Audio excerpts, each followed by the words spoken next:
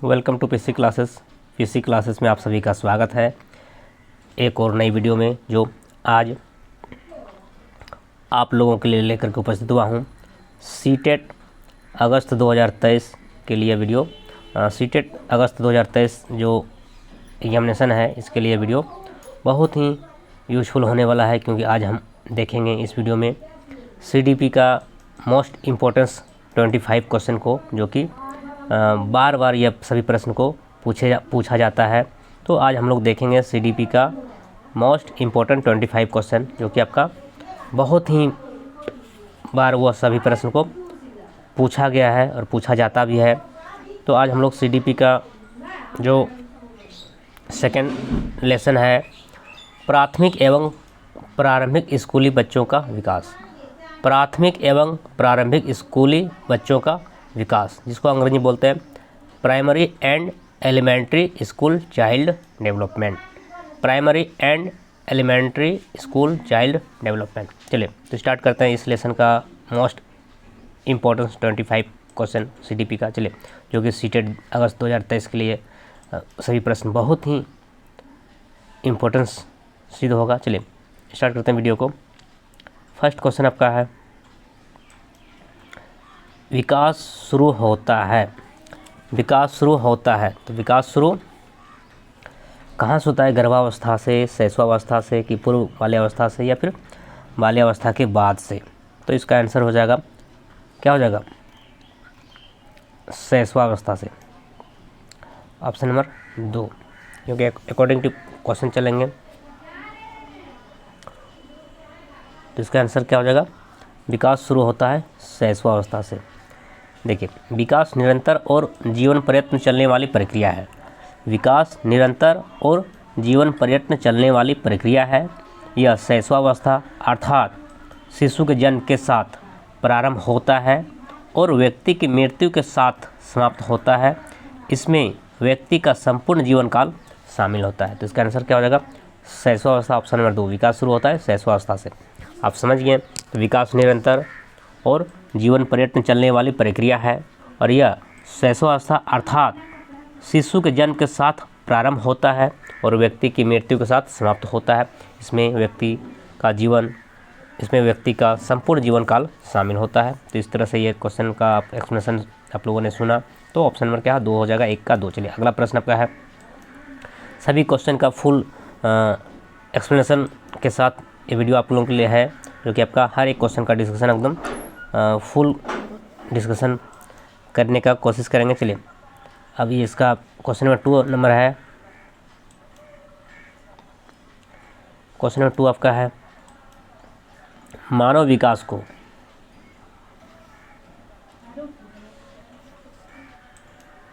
Question number 2 आपका है, मानव विकास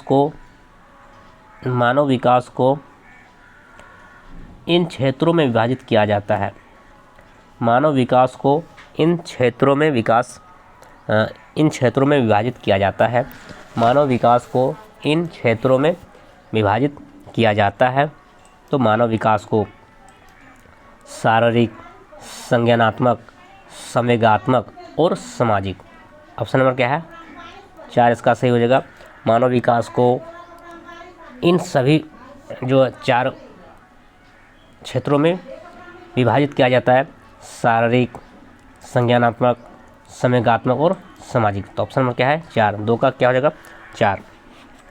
मानव विकास के प्रमुख क्षेत्र है शारीरिक विकास, बौद्धिक विकास जिसको संज्ञानात्मक विकास बोलते हैं, संवेगात्मक विकास जिसको भावात्मक विकास बोलते हैं, और नैतिक विकास, सौंदर्यात्मक विकास और सामाजिक विकास। यह सभी क्या है? वो मानव विकास का इन सभी क्षेत्रों में विभाजित किया जाता है। तो ऑप्शन नंबर क्या है? 4 इसका सही उत्तर हो जाएगा, 2 का 4। अगला प्रश्न आपका है, क्वेश्चन नंबर 3। क्वेश्चन नंबर 3, नैतिक विकास को समझने में एक महत्वपूर्ण अवधारणा समावेशन है, किसने कहा? नैतिक विकास को समझने में एक महत्वपूर्ण अवधारणा समावेशन है, यह किसने कहा? तो ये आपका कोहलबर्ग ने कहा। तो ऑप्शन नंबर क्या है? ऑप्शन नंबर 1, यह कोहलबर्ग का कथन है कि नैतिक विकास को समझने में एक महत्वपूर्ण अवधारणा समावेश है। यह कथन किसका है? कोहलबर्ग का। नैतिक विकास को समझने में एक महत्वपूर्ण अवधारणा समावेशन है। चलिए, ये कोहलबर्ग का कथन है। कोहलबर्ग के अनुसार नैतिकता, कोहलबर्ग के अनुसार नैतिकता विकास की सार्थक समावेशी समझ पैदा करती है। कोहलबर्ग के अनुसार नैतिकता विकास की सार्थक समावेशी समझ पैदा करती है, जो कि आंतरिक मानकों व सिद्धांतों द्वारा नियंत्रित होता है। तो इसका आंसर क्या हो जाएगा? कोहलबर्ग। कोहलबर्ग के अनुसार क्या है? नैतिकता विकास की सार्थक समावेशी समझ पैदा करती है, जो कि आंतरिक मानकों व सिद्धांतों द्वारा नियंत्रित होता है। तो आंसर क्या हो जाएगा? Option number 1 Kohlberg. 3 का क्या हो जाएगा? 1 कोहलबर्ग का यह कथन है। चलिए, अगला प्रश्न आपका है क्वेश्चन नंबर 4। क्वेश्चन नंबर 4, बाल विकास की किस अवस्था में बालक का आकर्षण विषम लिंगी के प्रति अधिक हो जाता है? बाल विकास की किस अवस्था में बालक का आकर्षण विषम लिंगी के प्रति अधिक हो जाता है? तो इसका सही उत्तर हो जाएगा आपका किशोरावस्था। ऑप्शन नंबर क्या है? 3 किशोरावस्था, एडोलसन, किशोरावस्था के एज में। देखिए, किशोरावस्था विकास तथा समायोजन का वह समय है जो बचपन तथा प्रौढ़ अवस्था में अंतरकालीन समय होता है, और किशोर किशोरियों में इसी अवस्था में एक दूसरे के प्रति बहुत आकर्षण उत्पन्न होता है। तो इसका आंसर क्या हो जाएगा? किशोरावस्था। आप समझ गए कि किशोरावस्था विकास तथा समायोजन का वह समय है जो बचपन तथा प्रौढ़ अवस्था में अंतरकालीन समय होता है, और किशोर किशोरियों में, बालक और बालिकाओं में इसी अवस्था में एक दूसरे के प्रति बहुत आकर्षण उत्पन्न होता है। तो इसका आंसर क्या हो जाएगा? ऑप्शन नंबर 3 बालक विकास की जो है वो किशोरावस्था में ही बालक का आकर्षण विषम लिंगी के प्रति अधिक हो जाता है। चलिए, तो ऑप्शन नंबर 3 इसका सही हो जाएगा, 4 का 3। अगला प्रश्न आपका है क्वेश्चन नंबर 5, निम्न में से कौन सा विकास का सिद्धांत नहीं है? निम्न में से कौन सा विकास का सिद्धांत नहीं है? तो इसका सही उत्तर क्या हो जाएगा आपका? विशिष्ट से समान क्रियाओं का सिद्धांत। ऑप्शन क्या है? 1। 5 का क्या हो जाएगा? ये आपका विकास का सिद्धांत नहीं है, जबकि निरंतरता का सिद्धांत यह आपका विकास का सिद्धांत है। विभिन्नता का सिद्धांत यह भी विकास का सिद्धांत है। एकीकरण का सिद्धांत यह भी क्या है? विभिन्नता का सिद्धांत है। तो कौन नहीं है? तो विशिष्ट से समान क्रियाओं का सिद्धांत यह क्या है? विकास का सिद्धांत नहीं है। तो आपका ऑप्शन नंबर क्या है? 1 हो जाएगा 5 का। देखिए, सामान्य से विशिष्ट की ओर का सिद्धांत यह चिंतन तर्क से संबंध है। सामान्य से विशिष्ट की ओर का सिद्धांत चिंतन तर्क से संबंध है, और बालक पहले सामान्य वस्तुएं और बाद में विशिष्ट या विशेष बातें सीखता है। उदाहरण के लिए, यदि शब्दावली का निर्माण करने में बालक पहले सामान्य शब्द और बाद में विशिष्ट शब्द सीखता है, तो विकास की अवस्था में जो है विशिष्ट से सामान्य नहीं होता है, वो सामान्य से विशिष्ट होता है। क्या होता है? सामान्य से विशिष्ट, पहले सामान्य को सीखता है उसके बाद विशिष्ट। तो क्या हो जाएगा? विकास का सिद्धांत कौन नहीं है? तो विशिष्ट से सामान्य क्रियाओं का सिद्धांत। चलिए, तो ऑप्शन नंबर 1 सही हो जाएगा 5 का, जो कि आपका विकास का सिद्धांत नहीं है। चलिए, अगला प्रश्न आपका है 6 नंबर क्वेश्चन आपका है 6 नंबर क्वेश्चन आपका है, पियाजे के अनुसार संज्ञानात्मक विकास के किस चरण पर बालक वस्तु निष्पादन को प्रदर्शित करता है? पियाजे के अनुसार संज्ञानात्मक विकास के किस चरण पर बालक वस्तु निष्पादन को प्रदर्शित करता है? तो इसका सही उत्तर होगा आपका मूर्त संक्रियात्मक चरण। ऑप्शन नंबर 4 क्या हो जाएगा? मूर्त संक्रियात्मक चरण। इस अवस्था में मूर्त संक्रियात्मक अवस्था जो है, इस अवस्था की एक विशेषता है कि बालक, देखिए पियाजे के अनुसार 4 अवस्था को क्या किया में विभाजित किया गया है विकास की अवस्था को। बालक का जो विकास का जो संज्ञानात्मक विकास है, बालक का संज्ञानात्मक विकास, उसको पियाजे ने 4 अवस्था में बांटा है। आपका संवेदीगामक चरण, पूर्व संक्रियात्मक चरण, मूर्त संक्रियात्मक चरण और औपचारिक संक्रियात्मक चरण। तो ये 4 अवस्था जो है यहाँ पे पूछ रहा है कि वस्तु निष्पादन को प्रदर्शित कौन सा अवस्था करता है? तो इसका आंसर हो जाएगा मूर्त संक्रियात्मक चरण। ऑप्शन नंबर 4 इसका सही हो जाएगा। और इस अवस्था में, मूर्त संक्रियात्मक अवस्था में, इसका एक विशेषता है, मूर्त संक्रियात्मक अवस्था का विशेषता है कि बालक की वस्तुओं को वर्गीकृत करने, समूह बनाने तथा उन्हें क्रमिक रूप से व्यवस्थित करने एवं उनके बीच संबंध को समझने में समर्थ हो जाता है। इस अवस्था का जो बालक है, मूर्त संक्रियात्मक अवस्था का जो बालक है उसमें इसका एक विशेषता है कि वह वस्तु की वस्तु को वर्गीकरण करने सीख जाता है, समूह बनाने के लिए सीख जाता है और क्रमिक रूप से व्यवस्थित करने के लिए भी वो सीख जाता है। और वो उनके बीच जो संबंध जो स्थापित करने का, समझने का वो क्या होता है, वो समझने का वो उसमें सामर्थ्यता आ जाता है और वो समर्थ हो जाता है इस चीज़ को समझने के लिए। किसमें? मूर्त संक्रियात्मक अवस्था में, जो कि आपका जीन पियाजे के द्वारा जो 4 विकास का जो अवस्था दिया गया है, इसमें आपका ये सभी चीज़ बालक कर लेता है। चलिए, तो आप अब नेक्स्ट क्वेश्चन को देखते हैं।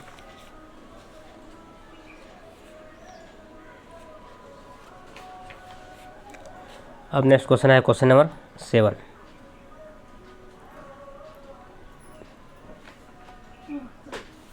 क्वेश्चन नंबर 7 आपका है, बच्चों के बौद्धिक विकास के 4 विशिष्ट चरणों को प्रतिपादित किया गया। बच्चों के बौद्धिक विकास के 4 विशिष्ट चरणों को प्रतिपादित किया गया। बच्चों के बौद्धिक विकास के 4 विशिष्ट चरणों को प्रतिपादित किया गया। तो क्या इसका आंसर हो जाएगा? ऑप्शन नंबर 4, जीन पियाजे के द्वारा बच्चों के बौद्धिक विकास के 4 विशिष्ट चरणों को प्रतिपादित किया गया। तो किसने ये किया गया? तो पियाजे।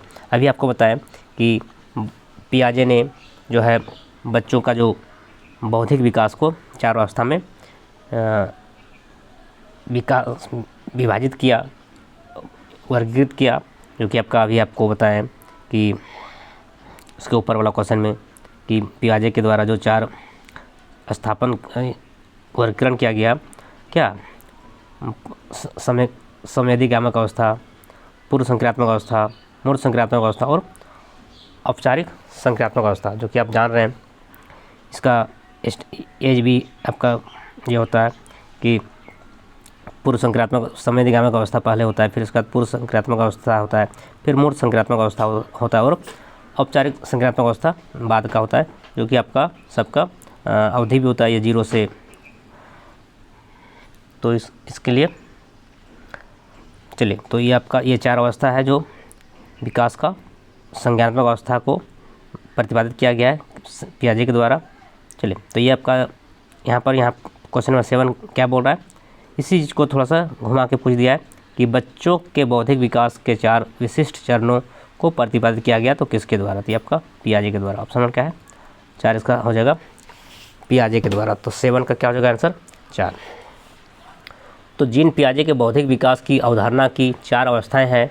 ज्ञानेंद्रियात्मक अवस्था, जिसको आप बोलते हैं इंद्रियगामक, फिर दूसरा पूर्व क्रियात्मक अवस्था, फिर आपका तीसरा क्या है?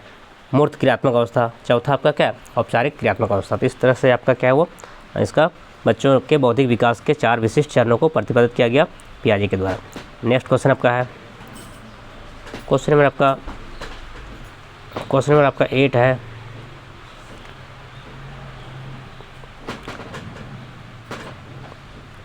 क्वेश्चन नंबर 8 आपका है, निम्नलिखित में से किस चरण में बच्चे अपने समवयस्क समूह के सक्रिय सदस्य बन जाते हैं? निम्नलिखित में से किस चरण में बच्चे अपने समवयस्क समूह के सक्रिय सदस्य बन जाते हैं? तो किस समूह में? तो किशोरावस्था में। ऑप्शन नंबर क्या है? 1 हो जाएगा किशोरावस्था में।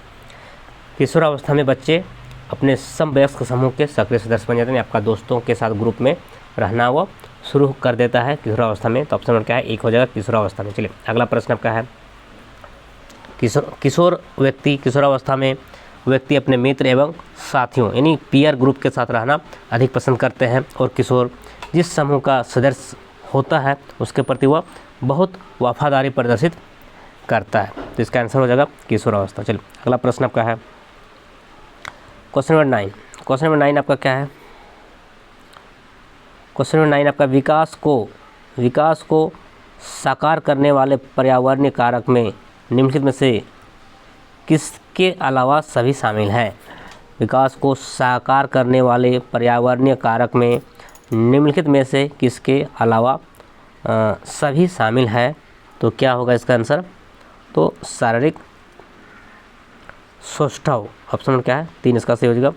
शारीरिक सौष्ठव, वंशानुगत एवं पर्यावरणीय कारक, संस्कृति, शिक्षा एवं पोषण की गुणवत्ता विकास को प्रभावित करने वाले प्रमुख कारक है, और शारीरिक सौष्ठव वंशानुगत कारक है जो विकास को प्रभावित नहीं करता है। चलिए, तो इसका आंसर हो जाएगा शारीरिक सौष्ठव। चलिए, अगला प्रश्न आपका है क्वेश्चन नंबर 10, विकास अनवरत प्रक्रिया या विचार संबंधित है। तो विकास अनवरत प्रक्रिया है वो, यह विचार संबंधित है, तो किससे संबंधित है? यह विकास संबंधित है निरंतरता का सिद्धांत से। ऑप्शन नंबर 2 इसका सही हो जाएगा, निरंतरता का सिद्धांत। विकास अनवरत प्रक्रिया है या विचार संबंधित है तो निरंतरता का सिद्धांत से। तो 10 का क्या हो जाएगा? 2 इसका आंसर हो जाएगा निरंतरता का सिद्धांत। देखिए, निरंतरता के सिद्धांत के अनुसार, निरंतरता के सिद्धांत के अनुसार विकास निरंतर जारी रहता है और शारीरिक और मानसिक गुणों का विकास धीरे धीरे तब तक जारी रहता है जब तक इन गुणों की वृद्धि अधिकतम तक न पहुंच जाए। तो इसलिए विकास अनवरत प्रक्रिया है, यह विचार संबंधित है किससे? तो निरंतरता का सिद्धांत से। तो ऑप्शन क्या है? 2 हो जाएगा निरंतरता के सिद्धांत से। चलिए, अगला प्रश्न आपका है क्वेश्चन नंबर 11। क्वेश्चन नंबर 11 आपका है, बच्चों के भाषाई विकास का महत्वपूर्ण चरण कौन सा होता है? बच्चों के भाषाई विकास का महत्वपूर्ण चरण कौन सा होता है? तो बाल्यावस्था। ऑप्शन क्या है? 2, बाल्यावस्था में बच्चों के भाषाई विकास का महत्वपूर्ण जो आपका चरण होता है, इसमें सबसे ज़्यादा विकास होता है भाषा का। तो बच्चों का जो भाषा का विकास होता है सबसे अधिक किसमें होता है? तो बाल्यावस्था में। ये आपका महत्वपूर्ण चरण होता है बच्चों के भाषाई विकास का। चलिए, तो ऑप्शन क्या है? 11 का 2 हो जाएगा। भाषाई विकास की दृष्टि से महत्वपूर्ण चरण वह रोना, तुतलाना, वर्ण योग एवं शब्दों चरण इसी चरण में संभव होते हैं। किसमें? बाल्यावस्था में। चलिए, तो आपका ऑप्शन क्या हो जाएगा? ऑप्शन नंबर 2 बाल्यावस्था। चलिए, अगला प्रश्न आपका है question number 3, sorry question number 12 Albert Bandura जो आपका क्या है? तो वह स्वनियमम, एल्बर्ट वेंडूरा स्वनियमम सकारात्मक नैतिक विकास की कुंजी है। तो ऑप्शन क्या है? 3 इसका सही हो जाएगा। 12 का 3 एल्बर्ट वेंडूरा स्वनियमन सकारात्मक नैतिक विकास की कुंजी है। तो ऑप्शन नंबर 3 इसका सही हो जाएगा 12 का। एल्बर्ट वेंडूरा का मानना है कि नैतिक विकास को सामाजिक व संज्ञानात्मक कारकों के संयोजन, विशेषकर उन कारकों जिनमें आत्मनियंत्रण शामिल है, विचार करके समझा जा सकता है। तो क्या हो जाएगा? स्वनियमन सकारात्मक नैतिक विकास की कुंजी है क्या? एल्बर्ट वेंडूरा का मानना है। चलिए, तो 12 का 3 इसका आंसर हो जाएगा। अगला प्रश्न आपका है क्वेश्चन नंबर 13 आपका है, एक बालक की सिर से पैर की ओर विकास की दिशा क्या कहलाती है? एक बालक की सिर से पैर की विकास की दिशा क्या कहलाती है? तो इसका हो जाएगा सीफेलोकॉर्डल। ऑप्शन नंबर 1 हो जाएगा सीफेलोकॉर्डल। एक बालक की सिर से पैर की ओर विकास की दिशा सीफेलोकॉर्डल कहलाती है। तो 13 का 1 इसका आंसर हो जाएगा सीफेलोकॉर्डल। देखिए, इस विकास का अर्थ जो सीफेलोकॉर्डल जो है, इस विकास का अर्थ है कैडल जो है वह सीफेलोकॉर्डल जो आपका है, जिसमें विकास क्रम लंबवत रूप में सिर से पैर की ओर होता है। यानी जो सीफेलोकॉर्डल जो आपका है, जो विकास इसमें सीफेलोकॉर्डल जो आपका है, इसमें क्या होता है? इसमें विकास का क्रम जो हुआ लंबवत रूप में सिर से पैर की ओर होता है। क्या होता है इसमें? लंबवत विकास का जो होता है वह सिर से पैर की ओर होता है। और सबसे पहले बालक अपने सिर और भुजाओं की गति पर नियंत्रण करना सीखता है। सबसे पहले क्या होता है? बालक अपने सिर और भुजाओं की गति पर नियंत्रण करना सीखता है।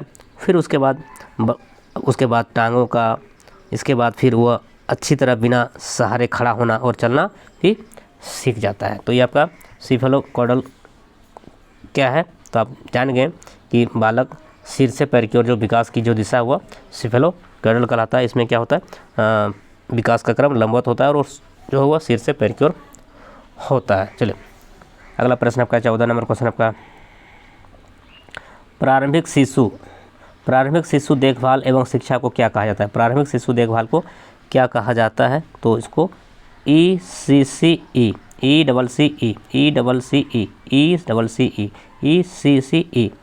प्रारंभिक शिशु देखभाल एवं शिक्षा को कहा जाता है। तो ECCE ECC, देखिए ECC का मतलब क्या होता है। ECC का फुल फॉर्म जो आपका होता है elementary child care and education, elementary child care and education, जो कि आपका इसका वो जो क्या है वो पूर्व बाल्यावस्था की शिक्षा है। ये ECC जो है वो आपका क्या है, ECCE क्या है वो elementary child care and education है, और वो क्या है पूर्व बाल्यावस्था की शिक्षा है, जो प्राथमिक शिक्षा का पूर्ववर्ती संस्करण एवं आधार है, जो कि प्रारंभिक शिशु देखभाल एवं शिक्षा ECCE की सर्वोच्च प्राथमिकता जो क्या हुआ राष्ट्रीय शिक्षा नीति जो 1986 में दी गई थी, और इस तरह से क्या हुआ ये नई शिक्षा नीति जो 1986 का जो यह क्या हुआ आयाम बाल्यावस्था एवं पोषण को सुनिश्चित करता है। तो आंसर क्या हो जाएगा ECCE, प्रारंभिक शिशु देखभाल एवं शिक्षा, प्रारंभिक शिशु देखभाल एवं शिक्षा, elementary child care and education. चलिए ये आपका अगला प्रश्न आपका है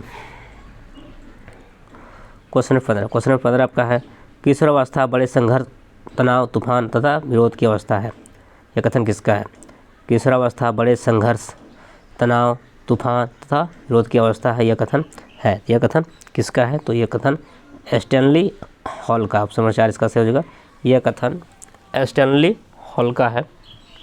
किशोरावस्था तनाव मतलब स्ट्रेस तूफान स्टॉर्म की अवस्था है। ये जो है आपका स्ट्रेस मतलब तूफान, तनाव, तूफान मतलब का स्टॉर्म, तो ये क्या है किशोरावस्था तनाव और तूफान की अवस्था है, और यह स्टैनली हॉल नामक वैज्ञानिक का कथन है। क्या वो यह कथन किसका है? स्टैनली हॉल नामक मनोवैज्ञानिक का, और वह क्या है विश्वव्यापी चर्चा का विषय रहा है कि किशोरावस्था बड़े मानसिक तनाव तूफान और विरोध की भी अवस्था है। तो ये सभी का मानना है कि वह किशोरावस्था जो है क्या हुआ बड़े मानसिक तनाव तूफान और विरोध की अवस्था है। यह विश्वव्यापी चर्चा का विषय रहा है। तो ऑप्शन नंबर क्या है? 4 इसका हो जाएगा। यह कथन किसका है? स्टैनली हॉल का। चलिए अगला प्रश्न 15 का 4 इसका सही उत्तर हो जाएगा। अगला प्रश्न आपका है, नेक्स्ट क्वेश्चन आपका है बाल्यावस्था को संवेगात्मक विकास का अनोखा काल कहा जाता है। बाल्यावस्था को संवेगात्मक विकास का अनोखा काल कहा जाता है। तो वह किसके द्वारा यह कहा गया है कि बाल्यावस्था संवेगात्मक विकास का अनोखा काल है? तो E.L. थॉर्नडाइक, ऑप्शन नंबर क्या है? 16 का 1 हो जाएगा। E.L. थॉर्नडाइक का कहना है, इसका मानना है, इसका कथन है कि बाल्यावस्था संवेगात्मक विकास का एक अनोखा काल है। चलिए तो क्या हो जाएगा? E.L. थॉर्नडाइक। देखिए बाल्यावस्था जो क्या है जिज्ञासा अवलोकन और प्रयोग का काल होता है। बाल्यावस्था जिज्ञासा अवलोकन और प्रयोग का काल होता है, और इस अवस्था में बच्चा चलना दौड़ना कूदना और गेंद के साथ खेलना सीखता है, और इस अवस्था में ही बच्चा अच्छे और बुरे में अंतर भी करना शुरू कर देता है, और इसे दल टोली की उम्र के रूप में भी जानी जाती है। और कोल तथा ब्रूस ने इस अवस्था को संवेगात्मक विकास का अनोखा काल कहा है। ये जो आपका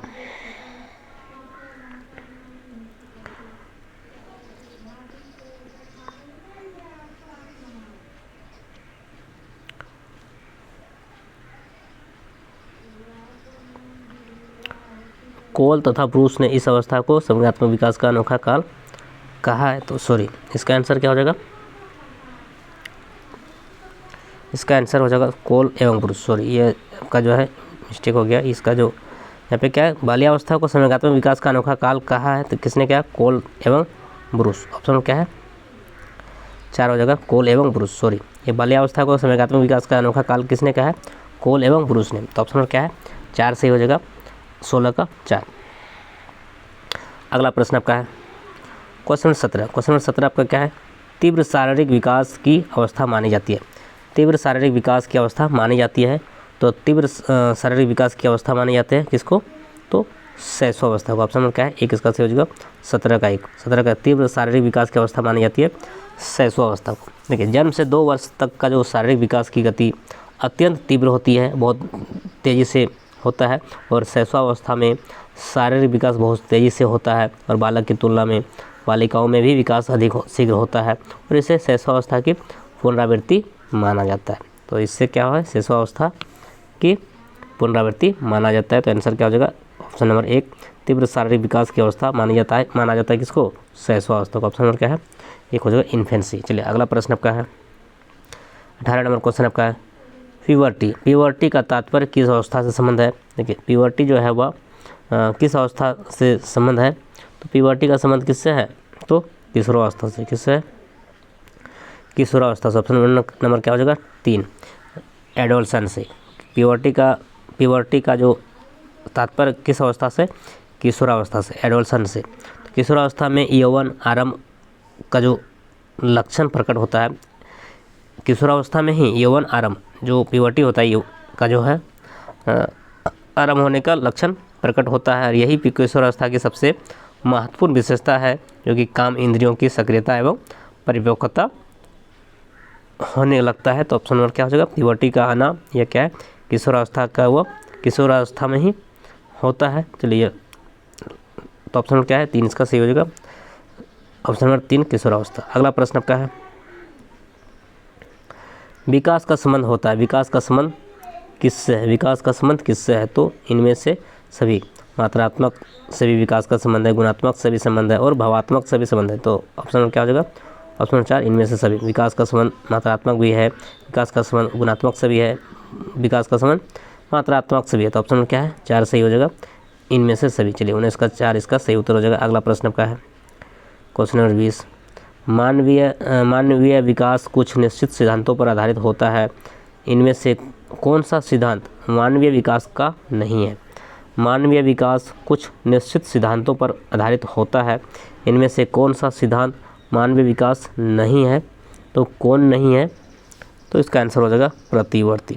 ऑप्शन नंबर क्या है 3, 20 का 3 आंसर हो जाएगा प्रतिवर्ती। मानवीय विकास कुछ निश्चित सिद्धांतों पर आधारित होता है, तो इनमें से कौन सा सिद्धांत मानवीय विकास का नहीं है, तो प्रतिवर्ती। ऑप्शन नंबर 3 इसका सही हो जाएगा प्रतिवर्ती। ठीक है, मानव विकास में लोगों की स्वतंत्रता और अवसरों को विस्तृत करने और उनके स्वास्थ्य को बेहतर बनाने की प्रक्रिया है।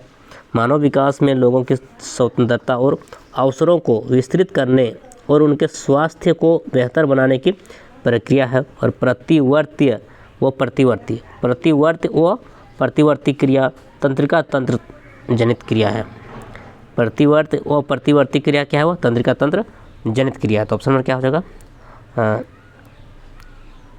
3 हो जाएगा। यह क्या है, मानवीय विकास नहीं है, क्या है, प्रतिवर्ती।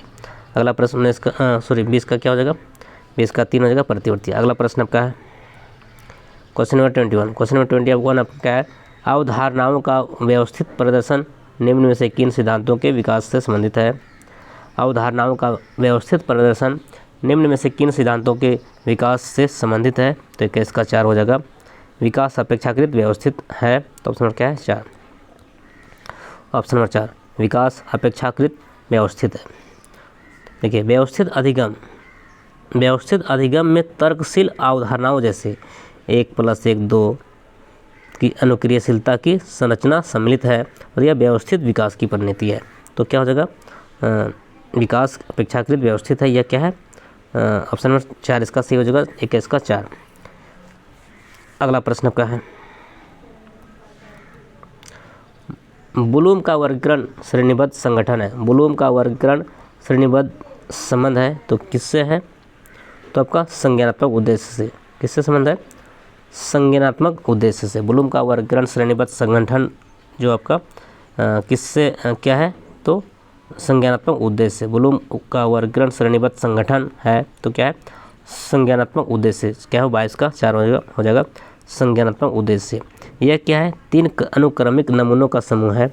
यह 3 अनुक्रमिक नमूनों का समूह है जो कठिनता और विशिष्टता के स्तर पर शैक्षिक अधिगम उद्देश्यों का वर्गीकरण ज्ञान, कर्म एवं भाव पर आधारित है। तो क्या है, ऑप्शन नंबर क्या है 4 संज्ञानात्मक उद्देश्य। अगला प्रश्न आपका है 23 नंबर क्वेश्चन है डे केयर क्या है। डे केयर क्या है, तो बच्चों के लिए निवास केंद्र है। तो ऑप्शन क्या है 2 इसका सही हो जाएगा।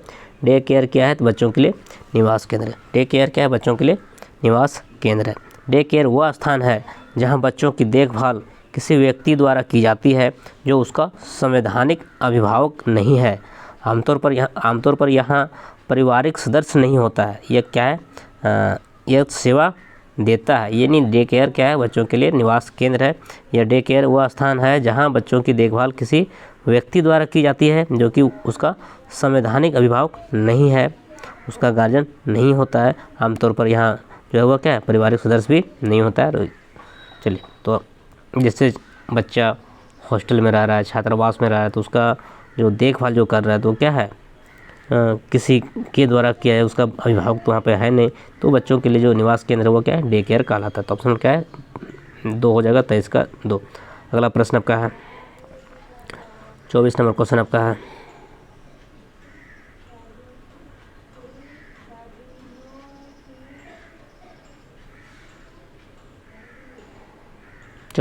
आपका है, एक पीढ़ी से दूसरी पीढ़ी तक डैश से विशेषताएं पहुंचती है। एक पीढ़ी से दूसरी पीढ़ी तक डैश मतलब खाली जगह है, से विशेषताएं पहुंचती है। तो किससे पहुंचती है, अनुवांशिकता। ऑप्शन में क्या है, 1 हो जाएगा, 24 का 1। एक पीढ़ी से दूसरी पीढ़ी तक अनुवांशिकता से विशेषताएं पहुंचती है। एक पीढ़ी से दूसरी पीढ़ी तक अनुवांशिकता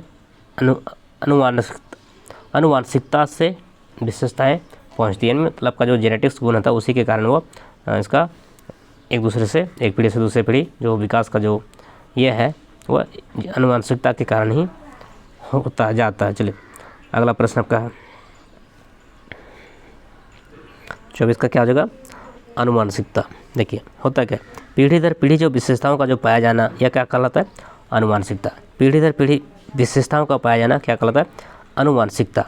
तो क्या हो गया, एक पीढ़ी से दूसरी पीढ़ी तक जो है अनुवांशिकता से विशेषता पहुंचती है। तो ऑप्शन नंबर क्या है, आपका हो जाएगा 24 का 1, अनुवांशिकता। चलिए, अगला प्रश्न है, और इसका आज का लास्ट क्वेश्चन, क्योंकि आपको पहले ही आपको ये चीज़ बोला गया है कि हम जो इस वीडियो में आपका मोस्ट इम्पोर्टेंट 25 क्वेश्चन को शामिल करते हैं, और सभी क्या है वो प्रीवियस ईयर क्वेश्चन से होता है, और CDP का चैप्टर वाइज है, और यह सभी प्रश्न सीटेट के एग्ज़ाम में बार बार पूछा गया प्रश्न है और बार बार पूछे जाते हैं। तो बहुत ही महत्वपूर्ण यह वीडियो है। तो इस वीडियो का लास्ट क्वेश्चन है 25 नंबर क्वेश्चन।